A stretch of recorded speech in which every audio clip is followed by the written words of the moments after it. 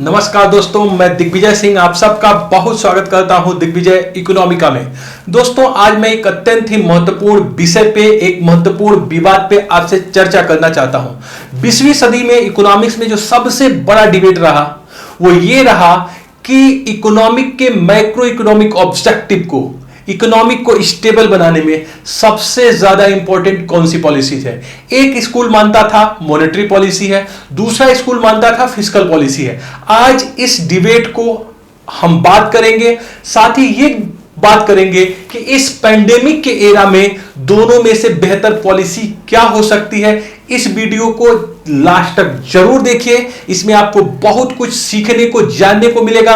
और दिग्विजय इकोनॉमिका को आपने सब्सक्राइब नहीं किया है तो इसे जरूर सब्सक्राइब करिए, ताकि इकोनॉमिक्स रिलेटेड सारे करेंट इशू और कंसेप्चुअल इशू आप जान सके। दोस्तों, किसी भी इकोनॉमी में जो गवर्नमेंट की मैक्रो इकोनॉमिक ऑब्जेक्टिव होती है, मतलब इकोनॉमिक का ग्रोथ रेट, जीडीपी जीएनपी का बढ़ना, बैलेंस ऑफ पेमेंट का बेहतर होना, इंप्लॉयमेंट को बढ़ाना, डिस्पैरिटी को रिड्यूस करना, इस मैक्रो इकोनॉमिक ऑब्जेक्टिव को टैकल करने के लिए गवर्नमेंट के पास दो तरह की मैक्रो इकोनॉमिक पॉलिसी होती है, समष्टिभावी नीति होती है। एक को हम कहते हैं मॉनेटरी पॉलिसी, दूसरे को हम कहते हैं फिस्कल पॉलिसी। मॉनेटरी पॉलिसी वो पॉलिसी होती है जिसमें मुद्रा के आपूर्ति को चेंज करके या फिर रेट ऑफ इंटरेस्ट, ब्याज दरों में परिवर्तन करके जो मैक्रो इकोनॉमिक ऑब्जेक्टिव है उसको टैकल करने के प्रयास किए जाते हैं। मतलब इसमें आरबीआई मॉनेटरी पॉलिसी का जो करता है, मैनेजमेंट करता है, वो किसी भी देश का सेंट्रल बैंक करता है। अगर इंडिया के लिए बात करें तो आरबीआई है। इसमें रेट ऑफ इंटरेस्ट को चेंज करके या मनी सप्लाई को घटा बढ़ा के किसी भी एबनॉर्मल सिचुएशन को नॉर्मलाइज करने का, इकोनॉमी को स्टेबलाइज करने का प्रयास करता है। दूसरी तरफ फिस्कल पॉलिसी है जिसको मिनिस्ट्री ऑफ फाइनेंस के द्वारा देखा जाता है, इसका सुपरविजन किया जाता है। इसमें टैक्सेशन, कर लगा के, घटा या बढ़ा करके, सरकारी खर्चे को घटा या बढ़ा करके, या फिर पब्लिक बारोइंग करके इकोनॉमिक के जो ऑब्जेक्टिव है उसको टैकल किए जाते हैं। अगर आपसे पूछा जाए मॉनेटरी पॉलिसी क्या है तो सिंपल है, मनी सप्लाई और रेट ऑफ इंटरेस्ट के चेंज करके ऑब्जेक्टिव को प्राप्त करना। अगर इकोनॉमी को स्टेबलाइज करना है और वित्त मंत्रालय टैक्सेशन के द्वारा या सरकारी खर्च के द्वारा या पब्लिक बारोइंग के द्वारा इसको टैकल करना चाहती है तो वो फिस्कल पॉलिसी है।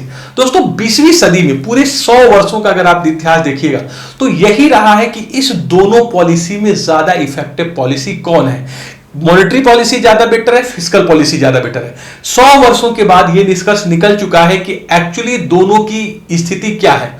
और इस पेंडेमिक में आपको बिल्कुल क्लियर समझ में आ जाएगा कि इन दोनों पॉलिसियों में किस तरह की डिस्पैरिटी है, किस तरह का क्लेश है और किस तरह का डिबेट है। तो आइए इस पे हम बात करते हैं। देखिए, मॉनेटरी पॉलिसी का मतलब है कि रेट ऑफ इंटरेस्ट या मनी सप्लाई को चेंज करके हम इकोनॉमी को स्टेबलाइज करें। जब इकोनॉमी में रिसेशन आ जाता है, जब इकोनॉमी में कोई एबनॉर्मलिटीज आ जाती है, जैसे देखिए सबसे बड़ी एबनॉर्मलिटीज जो पिछले 100 वर्षों में आई है, या तो 1930 का ग्रेट डिप्रेशन, रिसेशन कहिएगा, या फिर इस समय कोरोना पेंडेमिक कहिएगा। देखिए, दोनों सिचुएशन में आरबीआई या किसी भी देश के सेंट्रल बैंक ने मॉनेटरी पॉलिसी को चेंज करके इकोनॉमी को स्टेबलाइज करने का प्रयास किया है। जैसे मैं बताऊं, भारत के रिजर्व बैंक ऑफ इंडिया ने लगातार रेपो रेट को रिड्यूस किया है ताकि इकोनॉमी में ज्यादा से ज्यादा लिक्विडिटी को हम इंजेक्ट करें। जब सेंट्रल बैंक जैसे इंडिया का आरबीआई जब रेट ऑफ इंटरेस्ट को लगातार घटाता है तो यह सोचता है कि अगर रेट ऑफ इंटरेस्ट लगातार घटेंगे तो लोगों को जो इन्वेस्टमेंट रिसोर्स है वो सस्ता मिलेगा, तो इन्वेस्टर ज्यादा से ज्यादा इन्वेस्टमेंट करेगा। अगर ज्यादा से ज्यादा इकोनॉमी में निवेश होगा तो निवेश होने की वजह से ज्यादा इकोनॉमी में प्रोडक्शन होगा, गुड्स एंड सर्विसेज आउटपुट ज्यादा बनेंगे, और आउटपुट ज्यादा बनेंगे तो नो डाउट इंप्लॉयमेंट ज्यादा होगा, इंप्लॉयमेंट ज्यादा होगा, आउटपुट ज्यादा होगा तो इकोनॉमी में ग्रोथ होगा। तो सिंपली हमने रिसेशन में या पेंडेमिक एरा में रेट ऑफ इंटरेस्ट को लगातार कम किया है, मनी सप्लाई को बढ़ाने का पूरा प्रयास किया है। इकोनॉमी में आपने देखा कि लॉन्ग टर्म जो है रिपो रेट के द्वारा इकोनॉमी में लगभग 5 लाख करोड़ रुपए इकोनॉमी में इंजेक्ट किए गए, सीआरआर को घटाया गया, एसएलआर को घटाया जा रहा है, जिससे इकोनॉमी में लिक्विडिटी बढ़ जाए। तो मनी सप्लाई को घटा दिया गया, रेट ऑफ इंटरेस्ट को घटा दिया गया ताकि इकोनॉमी में लिक्विडिटी बढ़ सके। देखिए, बहुत ध्यान से सुनिएगा, जब इकोनॉमी में मामला मैटर नॉर्मल चल रहा हो, सिचुएशन ऐसी हो कि नॉर्मल हो, तो ये मॉनेटरी पॉलिसी सबसे बेहतर तरीके से काम करता है, फिस्कल पॉलिसी से भी बेहतर काम करता है। लेकिन जब इकोनॉमी में एबनॉर्मलिटीज आ जाए, जैसे 1930 का रिसेशन या फिर इस समय कोरोना पेंडेमिक, देखिए इस समय दुनिया भर के देश, अगर फेडरल रिजर्व सिस्टम में यूएसए के केंद्रीय बैंक की बात कर लो तो वहां पे उसने रेट ऑफ इंटरेस्ट को 0% कर दिया। 0% होने के बावजूद भी इन्वेस्टर इन्वेस्टमेंट नहीं कर रहा। अब इंडिया में देखिए इस समय यह कहा जा रहा है कि रेपो रेट पिछले 6 साल में सबसे नीचे आ गया है। आप बताइए, लगभग 4.5% के रेपो रेट पे इस समय इन्वेस्टर इन्वेस्टमेंट नहीं कर रहा है। सबसे कम रेट पे इस समय कंपनियों को, कारपोरेट पे या फिर कस्टमर को लोन दिया जा रहा है, बट कस्टमर लोन नहीं ले रहा है। देखिए सिचुएशन ये हो जाती है कि जब इकोनॉमी में डिमांड कम हो जाती है, रिसेशन में लोगों के पास परचेजिंग पावर नहीं होती है, जब आप इन्वेस्टर को किसी भी रेट पे इन्वेस्टमेंट रिसोर्स देते हैं, जैसे कि मैंने कहा फेडरल रिजर्व सिस्टम 0% पे दे रहा है, तब भी इन्वेस्टर इन्वेस्टमेंट नहीं करता है, क्योंकि इन्वेस्टर के लिए इंपॉर्टेंट है कि उसके द्वारा बना हुआ प्रोडक्ट बिके। इंपॉर्टेंट इन्वेस्टर के लिए रेट ऑफ इंटरेस्ट नहीं होता है कि आप रेट ऑफ इंटरेस्ट बहुत कम दर पे उसको आप लोन दे देंगे तो इन्वेस्टमेंट करेगा। वो देखता है कि मेरे प्रोडक्ट बिकेंगे कि नहीं। इंपॉर्टेंट है उसका प्रॉफिट, ये इंपॉर्टेंट नहीं है कि उसके लिए रेट ऑफ इंटरेस्ट क्या है। बहुत ज्यादा अगर रेट ऑफ इंटरेस्ट हो, लेकिन अगर उसको लगता है कि उसका बिजनेस बहुत अच्छा होगा तो वो इन्वेस्टमेंट लेगा। कुल मिला के दोस्तों आप ये समझिए कि जब इकोनॉमी में प्रॉब्लमेटिक सिचुएशन आ जाती है, रिसेशन आ जाता है, पेंडेमिक आ जाता है, तो ये मॉनेटरी पॉलिसी उतने बेहतर तरीके से कार्य नहीं कर पाता है। Rate of interest, money supply को आप बढ़ा तो रहे हैं, लेकिन देखिए कमर्शियल बैंक रिवर्स रिपो के तहत फिर से आरबीआई में उसको लेके पार कर रहे हैं। वो पब्लिक को दे ही नहीं पा रहे, पब्लिक ले ही नहीं रही है, इन्वेस्टर्स ले ही नहीं रहे।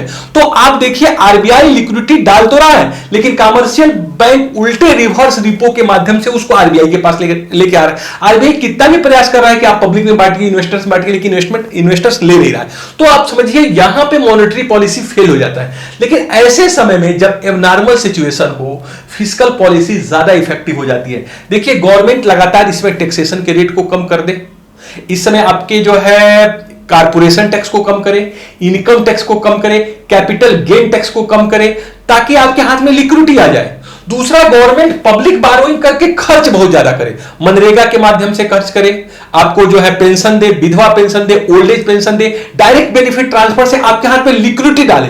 जितना ज्यादा गवर्नमेंट कहीं से भी, चाहे वो इंटरनल लेवल से, चाहे वो एक्सटर्नल लेवल से या फिर आरबीआई से बारोइंग करके, जितना ज्यादा कैश फ्लो इकोनॉमी में कर देगी, वो डायरेक्ट कैश फ्लो कर सकती है। ये इकोनॉमी के सिचुएशन को बेहतर बनाएगा, क्योंकि यही है जो इकोनॉमी में डिमांड को बढ़ाएगा।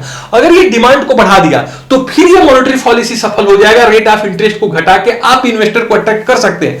लेकिन बिना फिस्कल पॉलिसी के इस पेंडेमिक के एरा में मॉनेटरी पॉलिसी काम नहीं करेगा। देखिए जो 100 वर्षों का डिबेट था कि दोनों में बेहतर कौन है, अगर आज के डेट में इसका निष्कर्ष निकाला जाए दोस्तों, तो मैं ये कहूंगा कि मॉनेटरी पॉलिसी और फिस्कल पॉलिसी दोनों में किसी तरह का क्लैश नहीं है, दोनों में किसी तरह का कंपटीशन नहीं है, दोनों ही कंप्लीमेंट्री पॉलिसी है। लेकिन अगर नॉर्मल सिचुएशन चल रही हो, इकोनॉमी में सब कुछ नॉर्मल हो, तो monetary policy better policy than fiscal policy. लेकिन अगर इकोनॉमी में एबनॉर्मल सिचुएशन चली आ रही हो, पेंडेमिक आ गया हो, डिमांड कम हो गई है, रिसेशन आ गया हो, तो no doubt fiscal policy, fiscal stimulant, या फिर आपने देखा कि मोदी जी ने 20 लाख करोड़ का फाइनेंशियल स्टेबिलिटी के लिए फंड प्रोवाइड किया। अमेरिका कितना बड़ा बेल आउट पैकेज दे रहा है, इटली, फ्रांस, जापान कितना बेल आउट पैकेज दे रहे हैं। बिना बेल आउट पैकेज के, बिना गवर्नमेंट एक्सपेंडिचर के, बिना रेट ऑफ इंटरेस्ट को घटाए, बिना लोगों के हाथ में लिक्विडिटी फैलाए, आप प्रॉब्लम को टैकल नहीं कर सकते। तो जब एबनॉर्मल सिचुएशन हो रहा हो, तो ऐसे में fiscal policy more better than monetary policy. 100 वर्षों का जो डिबेट है वो खत्म होता है। इस बात पे हम लोग मुहर लगाते हैं कि अगर नॉर्मल सिचुएशन चल रहा है, monetary policy much better policy than fiscal policy. अगर इकोनॉमी में कोई प्रॉब्लम्स आ गया है तो no doubt fiscal policy is better policy than monetary policy. लेकिन दोनों ही पॉलिसी जो है वो कंप्लीमेंट्री है, दोनों में किसी तरह का कंपटीशन नहीं है। ये है मेरा राय, ये है मेरा एनालिसिस। इस पेंडेमिक को बेहतर तरीके से डील करेगा फिस्कल पॉलिसी, गवर्नमेंट की एक्टिविटी। दोस्तों आपका इस पे क्या राय है हमें कमेंट करिए, जरूर बताइए। Thank you so much for watching Digvijay Economica. God bless you dear friends.